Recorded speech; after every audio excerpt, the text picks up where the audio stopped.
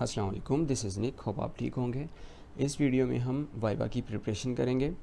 Viva के लिए आपके पास स्काइप, ज़ैम सर्वर, सबलाइम टेक्स्ट ये इंस्टॉल होने चाहिए और उसके साथ आपके पास एक इंटरनेट का अच्छा कनेक्शन भी होना चाहिए।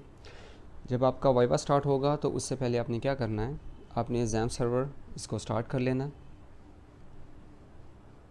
और आपने कोई सा भी ब्राउज़र ओपन कर लेना और वहाँ आपने लिखना है लोकल होस्ट / और अपने फ़ोल्डर का नेम लिखना है जिसमें आपने अपने प्रोजेक्ट की फाइल्स रखी हुई हैं।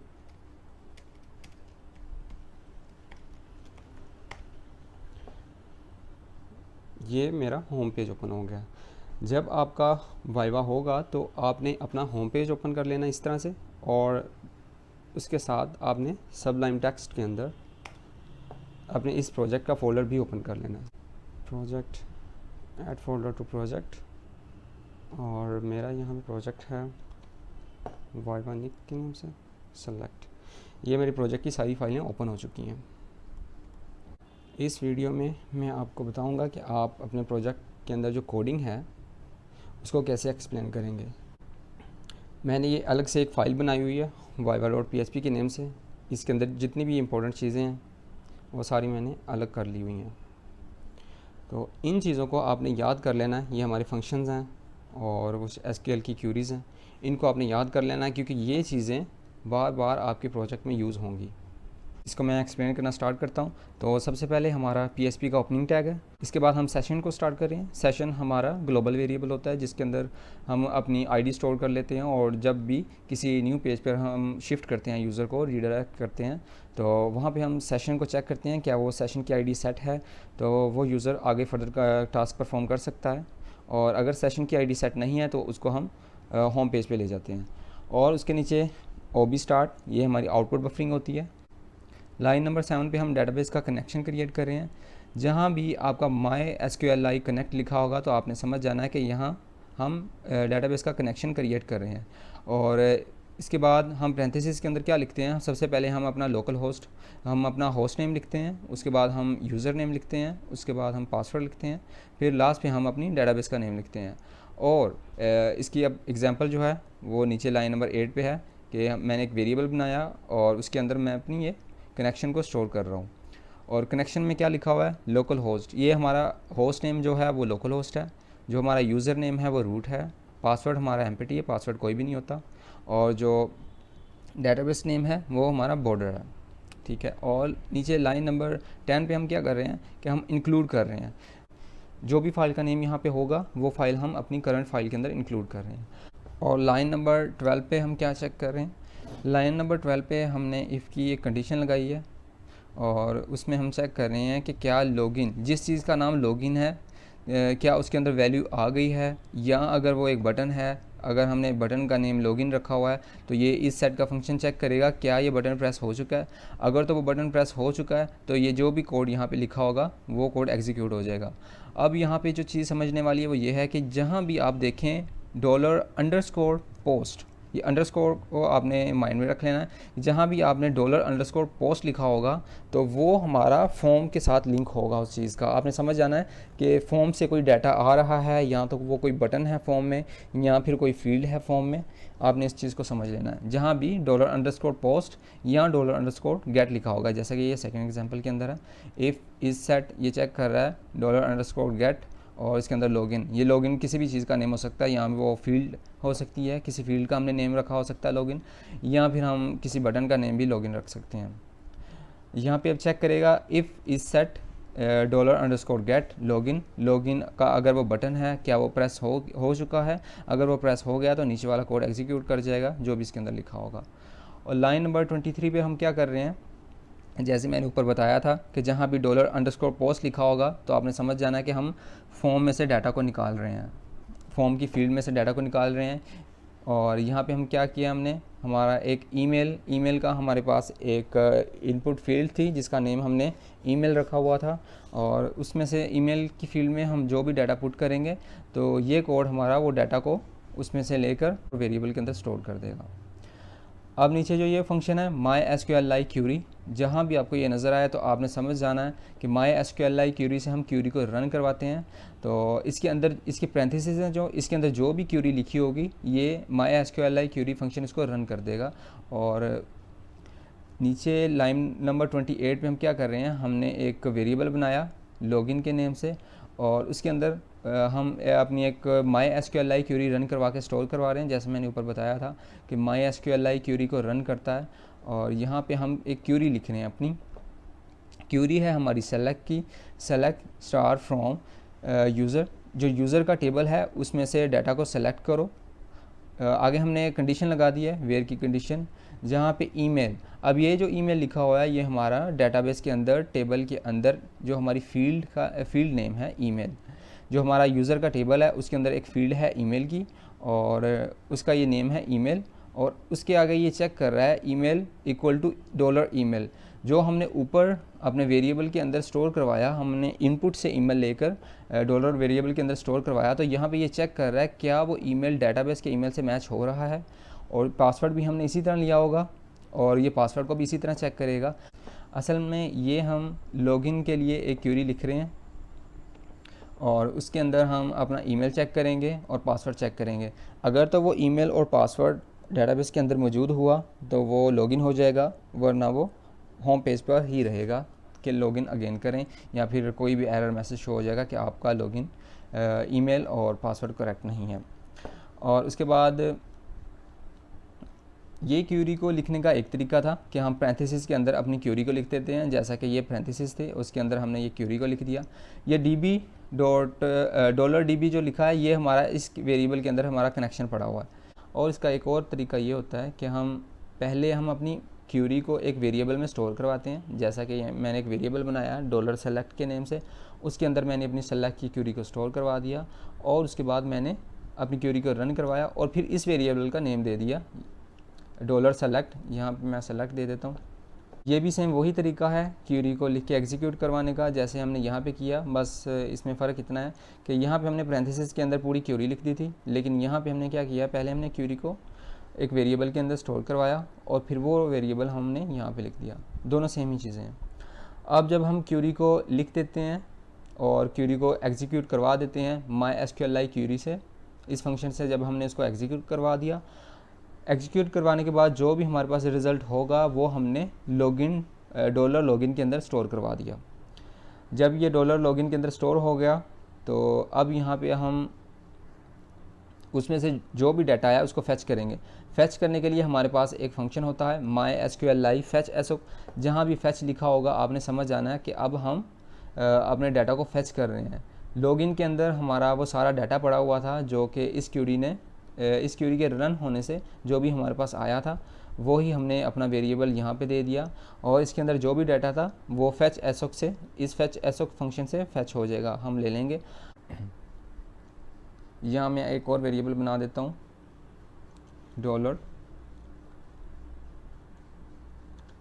$check। यहाँ पे मैंने एक और वेरिएबल बना दिया। अब जो भी डाटा फेच होगा वो हमारा चेक वेरिएबल के अंदर चले जाएगा। अब यहाँ पे मैं करूँगा वही वेरिएबल का नेम दे दूँगा जिसके अंदर सारा डाटा फेच होके आया। यहाँ पे चेक करेगा कि MySQLi numRow। अब ये जो numRow का फंक्शन है ये चेक करता है कि हमारे पास कितना रिकॉर्ड आया, हमें नंबर्स में रिटर्न करता है 1 2 3 4। और उसके बाद लाइन नंबर 41 पर हमने हेडर लोकेशन, जहाँ भी हेडर लोकेशन लिखा होगा आपने समझ जाना है कि हेडर लोकेशन के बाद जिस पेज का नेम लिखा होगा हम उस पेज पे शिफ्ट हो जाएंगे। जैसे कि यहाँ पे लिखा है admin.php, और यहाँ पे अगर मैं दिखा सकूँ ये लिखा हुआ है admin.php। जैसे ही ऊपर वाला कोड सारा रन हो जाएगा तो हमें admin.php के पेज पे शिफ्ट कर दिया जाएगा। मैंने यहाँ पे बताया था कि यहाँ पे आपकी क्यूरी है SQL की, हमने क्यूरी लिखी हुई है select from user where email equal to $email and password equal to $password। यहाँ पे चेक किया जा रहा है, उस सारे डाटा को सेलेक्ट किया जा रहा है यूज़र के टेबल में से, जहाँ पे ईमेल का रिकॉर्ड $email के इक्वल है और पासवर्ड की फील्ड में जो डाटा पड़ा हुआ है वो $password के इक्वल है। अब सेलेक्ट की क्यूरी होती है और दूसरी क्यूरी होती है इसमें आपकी अपडेट की। अपडेट की क्यूरी क्या कहती है कि अपडेट करो मेंबर्स के टेबल को और वहाँ पे सेट कर दो नेम, जहाँ पे मेंबर्स के टेबल के अंदर नेम की फील्ड है, वहाँ पे डॉलर नेम को सेट कर दो। यहाँ पे हम एक डॉलर नेम ले लेंगे और उसके अंदर हम अपने फॉर्म से डाटा को ले लेंगे और जो भी हमारे इनपुट की फील्ड से डाटा आएगा वो हम डॉलर नेम वेरिएबल में हमने स्टोर किया होगा पहले से, तो वो हम अपनी नेम की फील्ड में अपडेट करवा देंगे। जिस तरह ये name equal to dollar name, इसी तरह एफ़ नेम फादर नेम, और उसको हम डॉलर एफ़ नेम से रिप्लेस करवा देंगे। और इसी तरह ये बाकी नंबर्स हैं तो उसको नंबर से स्टोर करवा देंगे। ये हमारी अपडेट की क्वेरी है। यहाँ भी हमने वेयर की कंडीशन लगाई है, where ID equal to dollar get. अब डॉलर गेट वेरिएबल में जो भी आईडी आई होगी और वो चेक करेगा कि उस आईडी के अगेंस्ट जितना भी रिकॉर्ड है उस रिकॉर्ड को सारे को अपडेट कर देगा। उसके बाद हमारी क्वेरी होती है एक इंसर्ट की। इंसर्ट करो इनटू किस में, बॉर्डर के टेबल में वहाँ पे नेम को इंसर्ट कर दो और वैल्यू क्या हमने नेम की दी है, dollar name. Dollar name variable के अंदर जो भी वैल्यू होगी वो हमारी बॉर्डर टेबल के नेम वाली फील्ड में स्टोर हो जाएगी। उसके बाद हमारी क्वेरी होती है डिलीट की। हमने डिलीट लिखा, डिलीट फ्रॉम मेंबर्स, हमारा जो मेंबर्स का टेबल है उसमें से डिलीट करो। किसको, किस रिकॉर्ड को डिलीट करना है, ये हमारी आगे कंडीशन आ गई। वेयर आईडी, जहाँ पे आईडी डॉलर डेल के अंदर हमने कोई भी आईडी स्टोर करवाई होगी, वो आईडी को अब चेक करेगा कि उस आईडी का जो भी रिकॉर्ड पड़ा हुआ है वो सारा डिलीट हो जाएगा।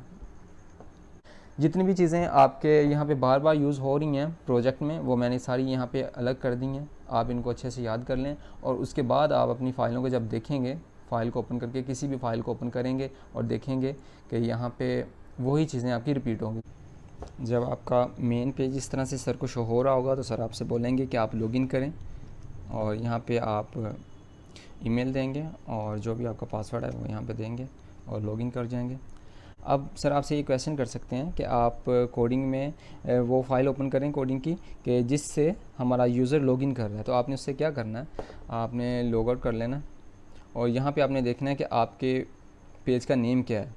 यहाँ पे आपको पेज का नेम शो हो जाएगा कि index.php, हमारा जो होम पेज है वो index.php के नेम से है। सर जिस पेज पे आपसे क्वेश्चन करेंगे आपने उस पेज का ऊपर से नाम देख लेना है URL बार में से और आपने वही फ़ाइल यहाँ से ढूंढनी है। जैसा कि यहाँ पे लिखा हुआ है index.php और मैं यहाँ से index.php की फ़ाइल में जाऊँगा। यहाँ मैं index.php की फ़ाइल में हूँ और यहाँ से आपने कोड को एक्सप्लेन करना है।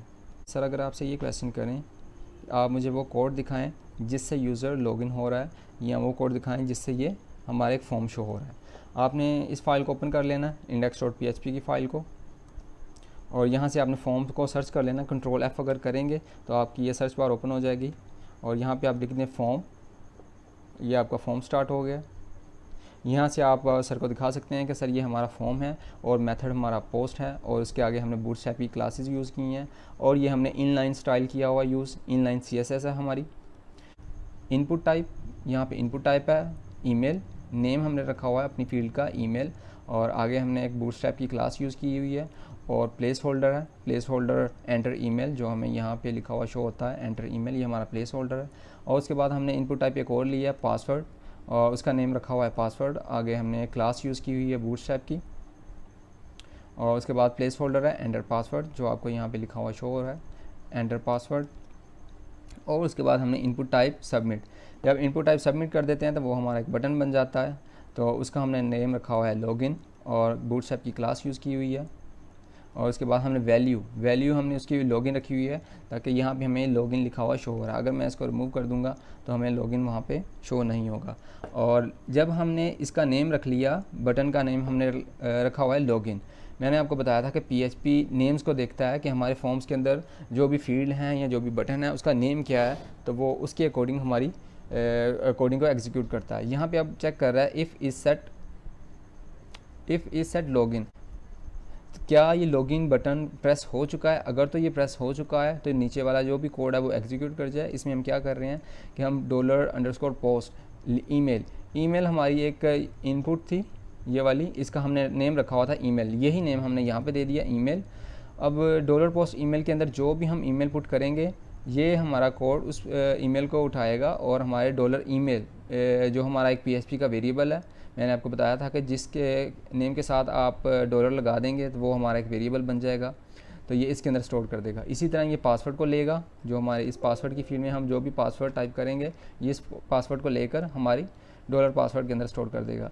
उसके बाद MySQLi क्यूरी है, मैंने इसका आपको बताया था कि ये जहाँ भी लिखा होगा आपने समझ जाना है कि हम अपनी क्यूरी को रन करवा रहे हैं। और वो क्यूरी क्या है, वो क्यूरी हमारी सेलेक्ट की है कि सेलेक्ट करो स्टार सारे के सारे टेबल में से कौन सा टेबल है, यूज़र्स का टेबल है। अब हमने कंडीशन लगा दी वेयर ईमेल, ये है हमारा यूज़र टेबल के अंदर ईमेल एक फील्ड है, फील्ड का नेम है, और ये हमारा जो ईमेल है ये हमारा एक वेरिएबल है, PHP का वेरिएबल। इस वेरिएबल के अंदर हमने जो ईमेल स्टोर करवाया अपनी इनपुट की फील्ड में से, अपने फॉर्म में से जो भी ईमेल लेके हमने डॉलर ईमेल में स्टोर करवाया वही हमने यहाँ पे लिख दिया। और आगे चेक किया जा रहा है पासवर्ड। पासवर्ड ये हमारा डेटाबेस के अंदर जो हमारा यूज़र का टेबल है उसके अंदर फील्ड है एक जिसका नेम पासवर्ड है, उसको हम चेक कर रहे हैं डॉलर पासवर्ड से। ये हमारा ये वाला डॉलर पासवर्ड वेरिएबल, अगर तो उसको रिकॉर्ड मिल जाएगा तो उस रिकॉर्ड को डॉलर लॉगिन के अंदर ये स्टोर कर देगा। जब MySQLi क्यूरी इसे क्यूरी रन हुई और जो भी डाटा आया हमने लॉगिन के अंदर स्टोर कर लिया। उसके बाद हम fetch assoc का आपको मैंने बताया था कि हम fetch assoc से अपना जो भी डाटा हमें क्यूरी को एग्जीक्यूट करने से हमारे पास आया होता है तो उसको हम फैच करते हैं। यहाँ पे हमने fetch assoc का फंक्शन यूज़ किया और उसके अंदर हम डॉलर लॉगिन हमारा ये वेरिएबल वही है जिसके अंदर हमने क्यूरी को एग्जीक्यूट करवा कर स्टोर करवाया था डाटा। और उसके बाद fetch assoc किया हमने, सारे का सारा डाटा फैच करके हमने डॉलर डाटा वेरिएबल के अंदर स्टोर करवा दिया। उसके बाद हमने अपनी एक कंडीशन लगाई है इफ़ MySQLi num_row। अब num_row का मैंने आपको बताया था कि ये नंबर्स ऑफ रिकॉर्ड हमें रिटर्न करता है कि हमारे पास जो रिकॉर्ड आया है क्या वो रिकॉर्ड ज़ीरो तो नहीं, मतलब ज़ीरो से ज़्यादा होना चाहिए रिकॉर्ड। अगर तो वो रिकॉर्ड ज़ीरो है तो हमें एक ये एरर मैसेज शो हो जाएगा इनवैलिड ईमेल और पासवर्ड। ये कंडीशन अगर ट्रू नहीं होती तो फिर एल्स में चला जाएगा। और हेडर admin.php हेडर लोकेशन का मैंने आपको बताया था कि हेडर लोकेशन के आगे जो भी पेज का नेम लिखा होगा हमें उस पेज पे शिफ्ट कर दिया जाएगा और ये admin.php के पेज पे चला जाएगा। अब यहाँ पे हो क्या रहा है, हमारा ईमेल और पासवर्ड चेक किया जा रहा है। अगर तो वो ईमेल और पासवर्ड डाटाबेस में से मैच नहीं हो रहा तो हमें ये एक एरर मैसेज आ जाएगा। अगर तो वो मैच हो जाता है तो हमें admin.php के पेज पे शिफ्ट कर दिया जाएगा। और उसके साथ एक और भी हमारा यहाँ पे कोड है सेशन का। मैंने आपको बताया था कि सेशन एक ग्लोबल वेरिएबल होता है। इसके अंदर सेशन की आईडी में हमने क्या स्टोर करवा लिया, $date ID के अंदर जो भी चीज़ पड़ी होगी वो हमारी सेशन के अंदर सेशन आईडी के अंदर स्टोर हो जाएगी।